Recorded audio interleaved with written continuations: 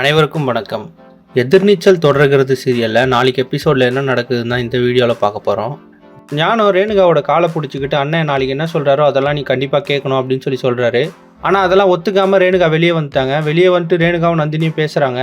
இந்த மாதிரி 2 நாள் நல்லவனா நடிச்சது இதுக்கு தான் போல அப்படின்னு சொல்கிறாங்க.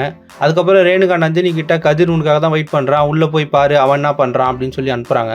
உள்ளே போனதும் கதிர் வந்து நந்தினி கிட்ட சொல்கிறாரு, நான் மாறிட்டேன், முன்ன மாதிரி இல்லை அப்படின்னு சொல்கிறாரு.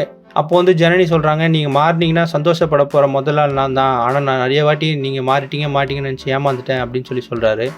அதுக்கப்புறம் கதிர் சொல்கிறாரு, உன்னோட சப்போர்ட்டும் தாராவோட சப்போர்ட்டும் எனக்கு வேணும், எங்கள் அண்ணன் ஒன்று பண்ணணும்னு நினைக்கிறாரு, அதை கண்டிப்பாக நம்ம பண்ணணும் அப்படின்னு சொல்கிறாரு.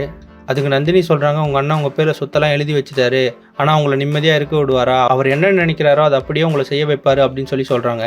அதுக்கப்புறம் ஜனனி கர்ப்பமாக இருக்க நிலையில் வீட்டில் பிரச்சனை வர்றதுனால அவங்கள கொஞ்ச நாள் நிம்மதியாக வச்சுருக்கிறதுக்காக ஜனனியும் சக்தியும் கொடைக்கானல் போயிருக்கிறாங்க. 2 பேரும் காரில் கிளம்பி கொடைக்கானல் போய் அங்கே கொஞ்சம் அமைதியாக நேரத்தை கழிக்கலான்னு நினைக்கிறாங்க. ஆனால் அவங்களுக்கே தெரியாமல் அங்கே ஒரு பெரிய ஆபத்து காத்திருக்கு. ஏன்னா ஜனனியை வெறிகொண்டு தேடிட்டு வர தேவசகாயம் தற்போது கொடைக்கானல் தான் இருக்கிறாரு. ஜனனி கொடைக்கானலுக்கு வந்திருக்கிறது தேவசகாயத்துக்கு தெரிஞ்சிருச்சு. ஒரு கடைக்கு போகும்போது ஜனனி காரில் தூங்கிட்டு இருக்கிறத தேவசகாயம் பார்த்துறாரு. ஆனால் போலீஸ் தேடிட்டு இருக்கிறதுனால ஜனனி தன்னை பார்த்தா பிரச்சனை ஆகிடும் அப்படின்றதுனால அங்கேருந்து அமைதியாக போயிட்டாரு. அதுக்கப்புறம் ஜனனியும் சக்தியும் காரில் கிளம்பி போகும்போது தேவசகாயம் அவங்களுக்கே தெரியாமல் ரகசியமாக ஃபாலோ பண்ணுறாரு. ஆனால் ஒரு கட்டத்தில் அவங்க எங்கே போனாங்கன்னு தெரியல. இதனால ஜனனி எங்கே போயிருக்காங்கன்னு குழம்பி இருக்கிறாரு. அப்போதான் ஒரு தகவல் வருது, தன்னோட வீட்டுக்கு பக்கத்தில் இருக்க கெஸ்ட் ஹவுஸில் ஒரு தம்பதி தங்கியிருக்காங்கன்னு தெரிய வருது. உடனே காட்டுப்பாதை வழியாக அந்த கெஸ்ட் ஹவுஸுக்கு போய் தேவசகாயம் பார்க்குறாரு. அப்போதான் தெரியுது அந்த தம்பதி வேற யாரும் இல்லை, ஜனனியும் சக்தியும் தான் அப்படின்னு தெரியுது. இதை பார்த்ததும் தேவசகாயம் வில்லத்தனமாக சிரிச்சுக்கிட்டே அங்கே சுற்றி இங்கே சுற்றி கடைசியில் என்கிட்டே மாட்டிக்கிட்டே ஜனனி அப்படின்னு நினைக்கிறாரு. இதே நேரத்தில் சக்தி ஜனனியை அழைச்சிக்கிட்டு வெளியே போறாரு.